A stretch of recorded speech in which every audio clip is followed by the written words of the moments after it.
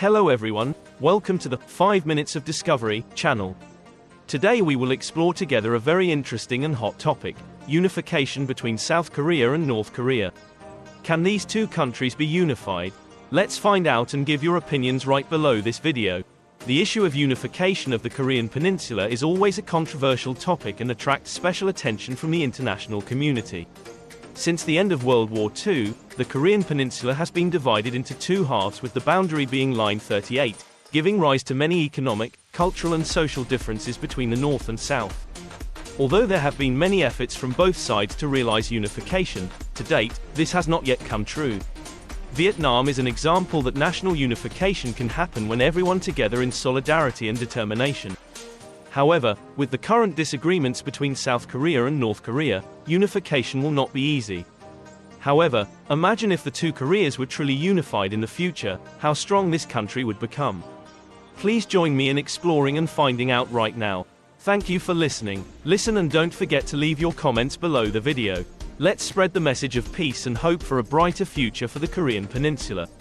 Before going into the video, remember to like and share, especially subscribe to the channel to support me. Now let's start learning the story.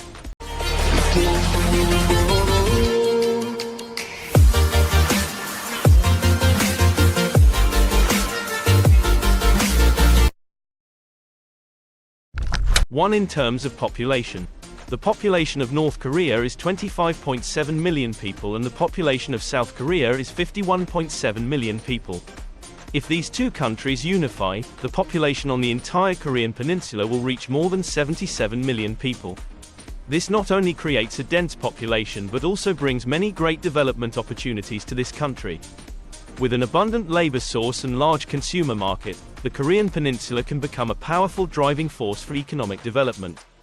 However, this also poses the challenge of properly organizing and redistributing the population.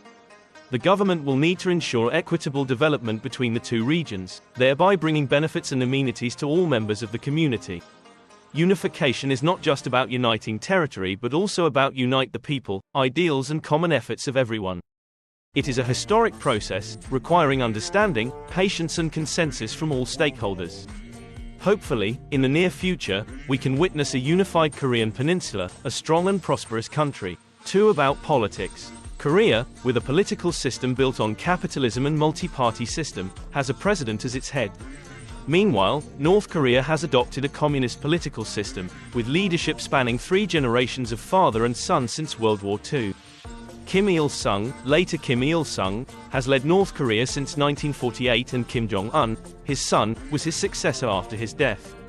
It took Kim Jong-un 3 years to consolidate power and amend the constitution, with himself promoted to permanent president and the position of general secretary. This shows that Kim Jong-un's highest priority as the current UN is to maintain and protect the current political regime of North Korea. If the two countries unify, political readjustment will face many difficulties. Kim Jong-un will not agree to any changes that affect his political position. If reunification occurs, there will likely be changes to the national name, emblem and national anthem, along with a reunification. Structure the political apparatus appropriately. One possible scenario is that the new country will maintain 2 parallel political regimes during the transition period. 3. About economics. The economic gap between Korea and the North is extremely large. South Korea, with the 4th largest economy in Asia and the 10th largest in the world, has risen to become one of the leading economic powers in the G20 group.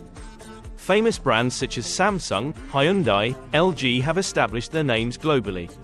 In contrast to this, the lives of North Korean people are full of difficulties and deprivation.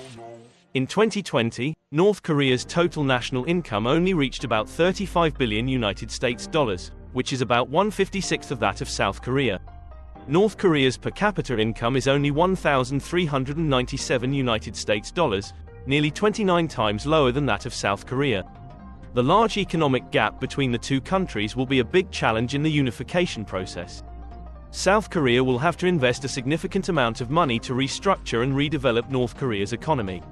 At the same time, North Korea will also face the risk of resources being overexploited when South Korean companies exploit these resources for industrial development. 4. About society. Korea is a country with a developed economy and an extremely dynamic and competitive society. From going to school to working, the social life of Korean people is full of pressure and fierce competition. For example, the education system here, with pupils and students struggling from morning to night to achieve their goal of getting into a prestigious university. This fierce competition also causes the unemployment rate among young Koreans to be very high. However, Korea is also famous for its vibrant entertainment culture, especially the K-pop wave and excellent dramas. This not only attracts the attention of people in the country but also spreads beyond borders, making Korean culture increasingly loved and discovered around the world. In complete contrast to Korea, North Korean society lives in poverty and isolation from the rest of the world. North Korean people have almost no opportunity to access the internet and information from outside, due to the ruling regime's concerns that this could threaten internal stability. Therefore, if this country wants to unite, cultural and social integration will be a big challenge. Policies are needed to provide North Koreans with appropriate social and educational skills so they can thrive in a competitive and diverse environment like South Korea's. 5. Military power. Military strength between South Korea and North Korea, two countries located on the Asian peninsula with significantly different strengths and weaknesses. North Korea, with one of the fourth largest military forces in the world, currently spends nearly a quarter of its gross domestic product, GDP, maintaining an army of more than 1.2 million soldiers. This is an impressive number and much higher than most countries in the world. North Korea is also believed to possess between 20 and 60 nuclear weapons and has a significant ground force with thousands of tanks, artillery and warships. On the other hand, South Korea, with a military force of more than 500,000 people, is only half that of North Korea. However, South Korea has strong military support from the US, with tens of thousands of US troops stationed on its territory, along with modern military bases. In particular, Korea is also known as one of the 7 countries with the most modern helicopter technology in the world. The disparity in military strength between these two countries is one of the main factors posing great challenges in the unification process. Integrating these two giant military forces will require negotiation and skillful balancing to ensure stability and security in the region.